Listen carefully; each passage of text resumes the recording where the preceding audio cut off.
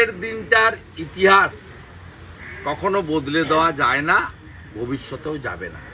Doctor Shyamaprasad Mukherjee না থাকলে আমরা আজকে ভারতবর্ষে থাকতে পারতাম না।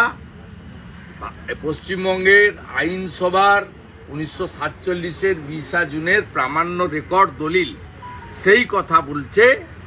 অতএব কোনো ব্যক্তির ইচ্ছায় বা সংখ্যাগরিষ্ঠতার জোরে বা প্রশাসনিক ক্ষমতার জোরে তিনি তার মনের মতো করে অনেক কিছু করতে পারেন। যেমন জগনমোহন রেড্ডির বাংলো বেরিয়েছে, 500 কোটি টাকার বাংলো, এ তিনি করতেই পারেন। পশ্চিমবঙ্গেও এরকম 100টা বাংলো রয়েছে মুখ্যমন্ত্রী থাকার জন্য।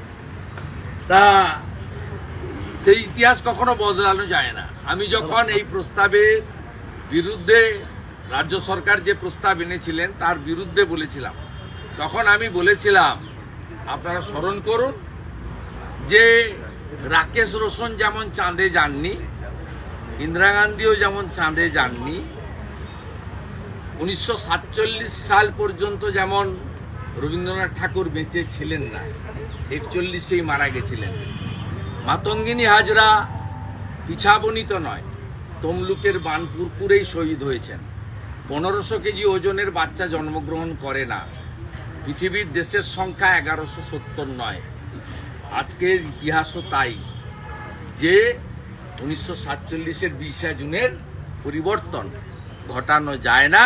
তাই আমরা আজকে রেড রোডে আর্মি এবং রেলের অনুমতি নিয়ে, যেহেতু রেল এটাকে রক্ষণাবেক্ষণ করেন বিএনআর, তার অনুমতি নিয়ে এখানে একাধিক বিধায়ক, একাধিক রাষ্ট্রবাদী ব্যক্তিত্ব খুব ছোট্ট পরিসরে, কারণ আমাদের তো এমনিতেই কলকাতা পুলিশ এসে বলছে বাইরে ব্যানার টাঙানো কেন। আপনারা জানেন এখানে কি অবস্থা চলছে। আমাদেরকে ছোট্ট পরিসরে আমরা দিনটা উদযাপন করে স্রষ্টাকে স্মরণ করলাম। ওরা পশ্চিমবঙ্গের মানুষকে আজকের দিনে ধন্যবাদ জানাচ্ছি, এবং ধন্যবাদ জানাচ্ছি সেই সমস্ত 58 জন ব্যক্তিকে যারা সেদিন আমাদেরকে ভোট দিয়ে ভারত ভুক্তি করেছিলেন। এবং ভারতবর্ষের মতো একজন মহান দেশে আমরা আজকে মাথা উঁচু করে নিজের বাক স্বাধীনতা, রাজনৈতিক স্বাধীনতা, সেটা নিয়ে আমরা বেঁচে আছি। জ্যোতি বসু, রতনলাল ব্রাহ্মণ, তাদেরও তো আপনারা আজকে লিখেছি, দেখবেন ইতিহাস আমরা বিকৃত করছি। নেতৃত্ব দিয়েছিলেন ডক্টর শ্যামাপ্রসাদ মুখার্জি, তাকে সাথ দিয়েছিলেন অন্যান্য 57 জন, তার মধ্যে জ্যোতিবাবু ছিলেন। ইতিহাস কখনো বদলে দেওয়া যায় না।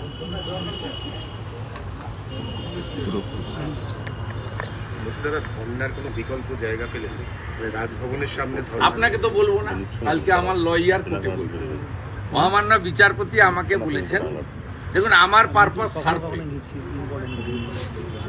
মহান ভাইপো যে বেআইনি ধর্ণা দিয়েছিলেন সেটা রাজ্য সরকারের লয়ার যে কলকাতা পুলিশকে রিপ্রেজেন্ট করছিল তিনি কোর্টে বলেছেন, আপনারা দেখেছেন, যে একটা ভুলের জন্য আরো ভুল করব কি আমরা, দ্যাটস ওকে। এবং মহামান্য বিচারপতি সঠিকভাবে তিনি জানতে চেয়েছেন যে ভুল করার জন্য কি কি অ্যাকশন নিয়েছেন, তার রিপোর্ট কলফর করেছেন। সেটা পুলিশের রিপোর্ট থ্রু সরকারি লয়ার কালকে জমা পড়বে। আর আমাকে বলেছেন, আমার লয়ারকে বলেছেন যে আপনি কথা বলে বিকল্প জায়গার করুন, কারণ যে অত্যাচার কন্টিনিউ চলছে, এই অত্যাচার বন্ধ করার জন্য গণ আন্দোলন একমাত্র পথ। আজকে বিকালেই 3টে জায়গায় বড় মিছিল হচ্ছে, প্রতিবাদ মিছিল।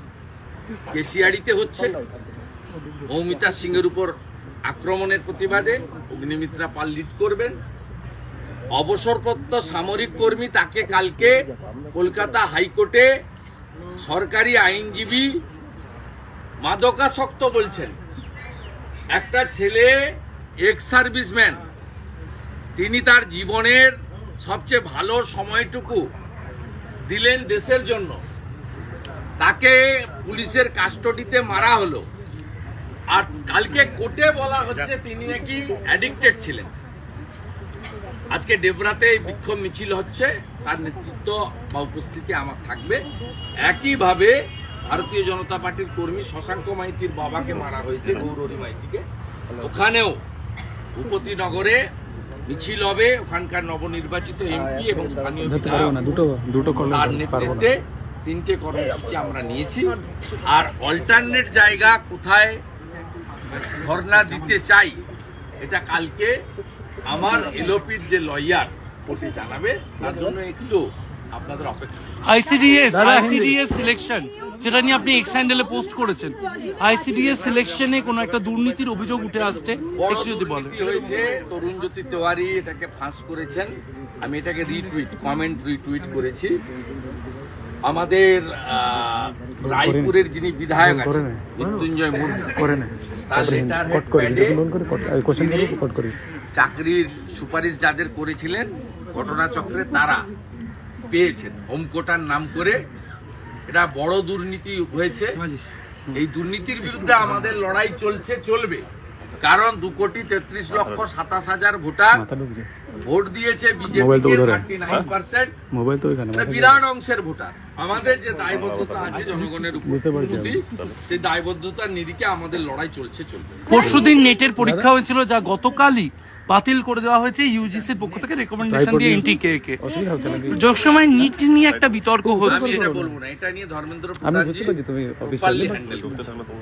আমাদের শিক্ষামন্ত্রী he is very eminent, transparent, এবং তিনি তার ভাস্ট এক্সপিরিয়েন্স রয়েছে।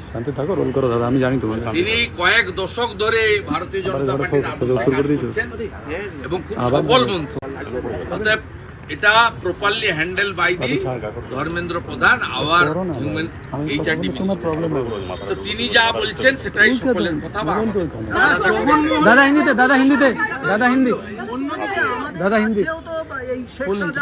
আমাদের না অত দূর যাবেন কেন? মুখ্যমন্ত্রী যে বাংলোগুলো আছে সেগুলো হিসাব করুন না।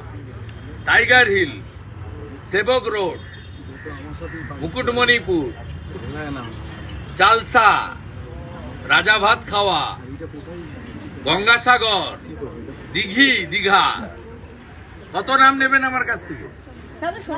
সৌজন্য,